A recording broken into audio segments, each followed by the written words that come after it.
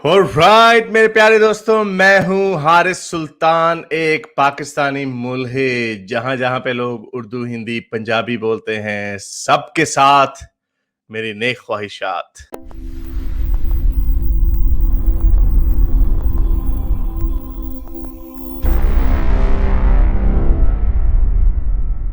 अच्छा जी, ये खबर मुझे नहीं पता, ये मैंने जिक्र इसका किया था या नहीं किया था पिछले हफ्ते की। मेरे ख्याल ये पिछले जुमे की खबर है, जिसका मुझे वक्त नहीं मिला था करने का। और मैंने इंग्लिश के अपने शो में तो इसका जिक्र किया था। ये एक और अहमदी लड़का डॉक्टर था, ये दुबई मुझे लग रहा है पीछे बैकग्राउंड में। अम, यहाँ से ये बंदा बेचारा बाहर के मुल्क से पढ़ के गया था और जर्मनी जा रहा था, और इसको अहमदी होने की वजह से इसका कत्ल कर दिया गया। और मोमिनों के जो कारनामे हैं, ये देखें। ये मोमिन जो है मुआज यूसुफ, इसने उसका लाफ का रिएक्शन भी दिया हुआ है कि ये लड़का भी ऑस्ट्रेलिया से आया, पढ़ के आया, तो इसने लाफ का रिएक्शन दिया हुआ है इस मौलवी ने, और इसकी फौरन फोटोशॉप करके ये हरकत कर दी। तो ठीक है, करो मुझे मैंने भी ये हरकत उसके साथ, खादिम रिजवी के साथ की है, और उसके ऊपर मुझे कोई अफसोस नहीं, लेकिन मैं किसी आम मुसलमान के साथ ऐसा हरकत नहीं करूंगा। तो ये खबर शेयर करने का मकसद ये था कि हमारी ह्यूमन राइट्स मिनिस्टर साहिबा जो हैं, शिरी मज़ारी साहिबा, उनको इंसानियत का बहुत दुख है। दुनिया में कहीं पे कोई इंसानी हकूक के खिलाफ कोई बात होती है, हल्की फुल्की सी भी कोई आवाज निकलती है, तो हमारी ह्यूमन राइट्स मिनिस्टर साहिबा शिरी मज़ारी साहिबा फौरन उठ खड़ी होती हैं। वो फौरन बताने लग जाते हैं कि हम तो पाकिस्तान में बहुत ज्यादा ह्यूमन राइट्स के मानने वाले हैं। और देखो फ्रांस में क्या हो रहा है। तो फ्रांस ने क्या किया, फ्रांस बड़े अरसे से ये कानून पास करने की कोशिश कर रहा था कि जो मोमिनीन है, इन्होंने फ्रांस में सबसे ज्यादा, यूरोप में सबसे ज्यादा आबादी मोमिनीन की जो है वो फ्रांस में है। तो जहां पे मोमिनीन जहां पे भी अनफॉर्चुनेटली जाते हैं, शरारतें करते रहते हैं अपनी। तो फ्रांस में बड़े अरसे से इन्होंने एक अपना सेपरेट सा सिस्टम खोल के रखा हुआ है कि नहीं, हमारी अदालतें अलहदा होंगी, हमारे खाने पीने अलहदा होंगे, चलो वो तो ठीक है, हमारी दुकानें अलहदा होंगी। पेरिस के अंदर ऐसी गलियां हैं जहां पे औरतें जा ही नहीं सकती, और वो सारे मोमिनों ने अपने कैफेज खोले हुए हैं। वो वीडियो मैंने यूट्यूब पे देखी थी, मैंने अब मेरे पास अभी जहन में बात आई है, तो मैं नहीं मेरे पास पड़ी हुई। वो इन्होंने गलियां बनाई हुई जहां औरतें, फ्रांस के लोग नहीं जा सकते। यानी फ्रांस अंग्रेजों में, यूरोप में आगे जाने वाला सबसे पहला मुल्क था औरतों के हकूक से। इन्होंने आगे जाने वाला फ्रांस में, तो इन्होंने उनके मुल्क में जाके उनका यहाँ नाम बंद कर दिया, पेरिस जैसे शहर में। तो पेरिस, वो, और पेरिस ऐसा, फ्रेंच इतने खुले डुले किस्म के लोग हैं। मुझे याद आ रहा है स्टालिन साहब एक दफा, स्टालिन को फिल्मों का बड़ा शौक था, तो स्टालिन ने एक फिल्म देखी।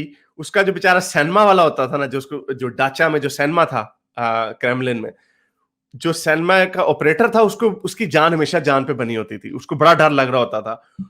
जब स्टालिन आता था सिनेमा में, तो वो देखता था कि स्टालिन का आज मूड क्या है, कि आज इसको वेस्टर्न दिखाई जाए मूवी, कोई इसको ओरिजिनल क्लासिकल रशियन मूवी दिखाई जाए, क्या दिखाई जाए। तो एक दफा उसने एक मूवी दिखा दी गलती से। उसके अंदर जो रशियन मॉडल थी, जो एक्ट्रेस थी, उसने कोई बड़े ज्यादा मॉडर्न से कपड़े उस जमाने के हिसाब से पहने हुए थे, उसके घुटने नजर आ रहे होंगे मेरा ख्याल यही हो सकता। तो स्टालिन गुस्से में उठ के चला गया और उसने कहा कि ये एक्ट्रेस कौन है, क्या ये अपने आप को, क्या ये समझती है कि ये पेरिस में है। तो हवाला मैंने इसलिए आपको दिया पेरिस का, कि पेरिस के लोग तो हमेशा से बहुत खुले डुले हैं, और वेस्टर्न कंट्रीज में भी, खैर रशिया तो ईस्टर्न कंट्री माना जाता, उनमें भी पेरिस को आगे माना जाता। और बहरहाल वो जो उसका जो स्टालिन का जो सिनेमा ऑपरेटर था, वो बेचारा, उसकी निकल गई थी, वो समझा आज तो गए हो, हम तो गए हो आज नहीं, लेकिन वो नहीं गया, उसकी बचत हो गई उसकी। तो ये काम होता है। और फ्रांस की रिपब्लिकन वैल्यूज, तो फ्रांस ने अभी एक बिल पास किया, और उन्होंने कहा है, रिपब्लिकन वैल्यूज का उसको नाम दिया, और उन्होंने मुसलमानों को अल्टीमेटम दिया कि इसको कबूल करो। और हमारी, अब मैं आपको बताता हूं इसके अंदर है क्या। मोमिनों ने पूरी दुनिया में शोर मचाया हुआ। हमारी श्री मिजानी साहिबा ने, इन्होंने भी तूफान उठाया, ओ जी ये क्या हो गया, बेड़ा गर्क हो गया। अब ये देखें उस रिपब्लिकन वैल्यू में असल में है क्या। उसके अंदर सिर्फ ये लिखा हुआ है कि जो मोमिनी, जो भी लोग, उन्होंने मोमिनी का جو بھی ماں باپ اپنے بچوں کو اسکولوں میں گھروں میں پڑھاتے ہیں ان کو ہم پنشمنٹس دیں گے, یعنی ریسٹرکشنز ہوگی, پنشمنٹ نہیں دیں گے, ان کے اوپر ریسٹرکشنز ہوگی کہ دیکھیں گے کیا پڑھا رہے بچوں کو, اور ان لوگوں کو سخت سزائیں دی جائیں گی جو پبلک آفیشلز کو انٹیمیڈیٹ کرتے ہیں, یعنی ان کو تنگ کرتے ہیں, ڈراتے دھمکاتے ہیں. جیسے ٹیچر کو جا کے دھمکی دے دو, تو نے ایوولوشن کیوں پڑھائی ہے, اور تو نے اسلام کے بارے میں یہ کیوں کہہ دیا, تو نے کرسچینٹی کے بارے میں یہ کیوں کہہ دیا, ان کو سخت سزا دی جائے گی.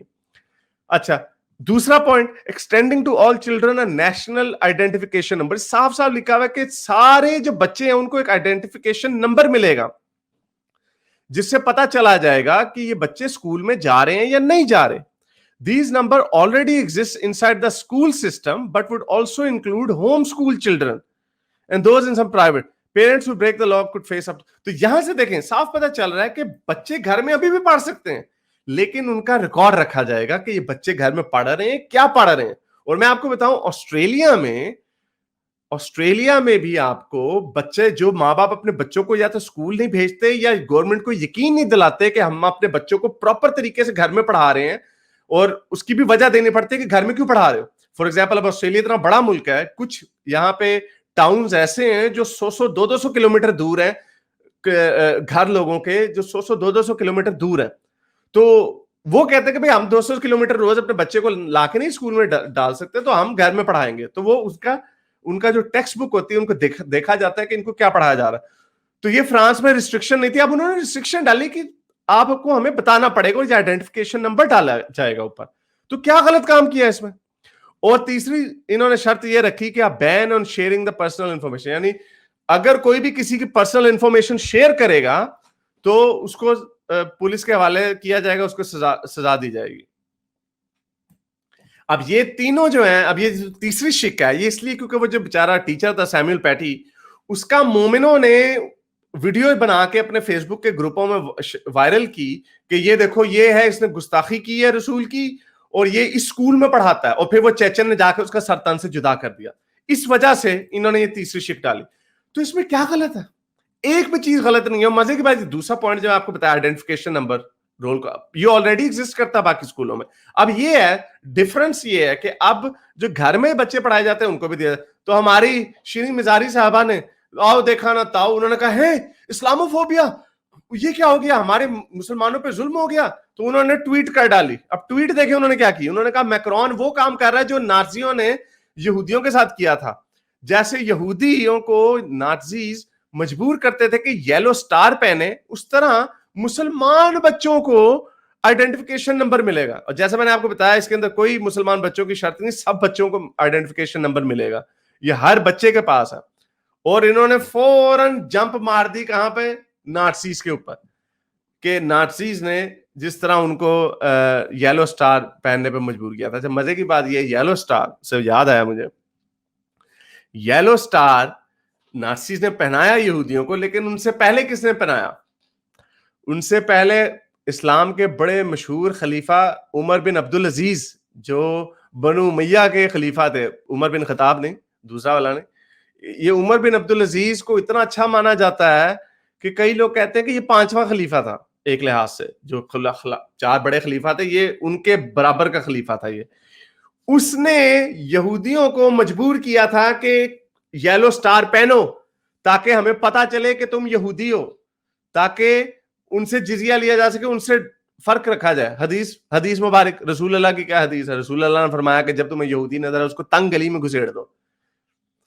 رسول اللہ نے جو بنو قریظہ میں یہودیوں کے ساتھ کیا, چلو وہ تو جنگ تھی, لیکن یہ کام رسول اللہ کر چکے. مزے کی بات جو آپ نے وہ دیکھی ہوگی, الیاس قادری کی لال داڑھی, مومنین داڑیاں کیوں کلر کرتے ہیں, اس کے اوپر بھی حدیث ہے.